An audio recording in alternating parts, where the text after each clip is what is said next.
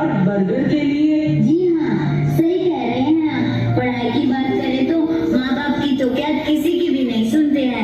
सारा दिन मस्ती मस्ती और मस्ती ही करते रहते हैं। और देखो इनके फोन को, ऐसा लग रहा है मानो सभी रिश्तों की जगह इस फोन ने ले ली है। बिल्कुल सही कह रहे हैं आप। बच्चे तो कच्ची मिट्टी के समान होते हैं। अभी तो उन्हें चाहे जैसा मर्जी आकार दे दो, लेकिन अगर हमने उन्हें नहीं समझाया तो कहीं बहुत देर ना हो जाए। ये ऐसे नहीं समझेंगे। इन्हें समझाने के लिए मेरे दिमाग में एक युक्ति सूझी है। पीहू, मानिक, चलो बेटा एक बारी बगीचे में चलते हैं। चलो चलो चलो दादाजी, चलते हैं।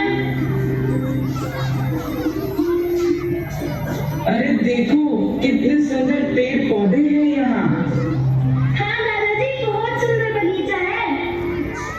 पीहू बेटा, जरा इस पौधे को उखाड़ना तो।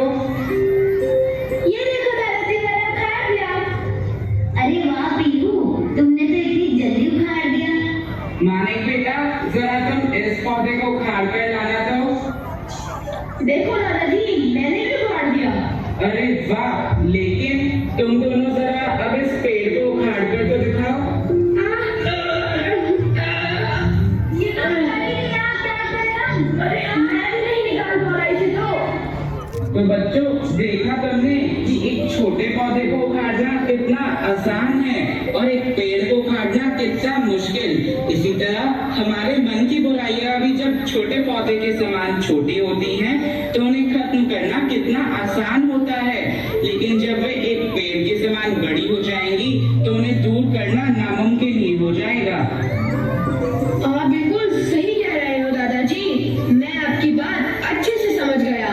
अब मैं पढ़ाई से कभी भी जी नहीं चुराऊंगा और दूसरों के साथ झगड़ा भी नहीं करूंगा। अरे पीहू, तुम्हारा क्या करे, तुम तो सारा दिन बाहर का खाना ही मांगती रहती हो। हाँ दादाजी, और मैं भी आगे से बिल्कुल फोन नहीं चलाऊंगी और मैं आपसे वादा करती हूँ कि मैं घर का बना खाना ही खाऊंगी। तो अच्छा बच्चों, ये हुई ना बात।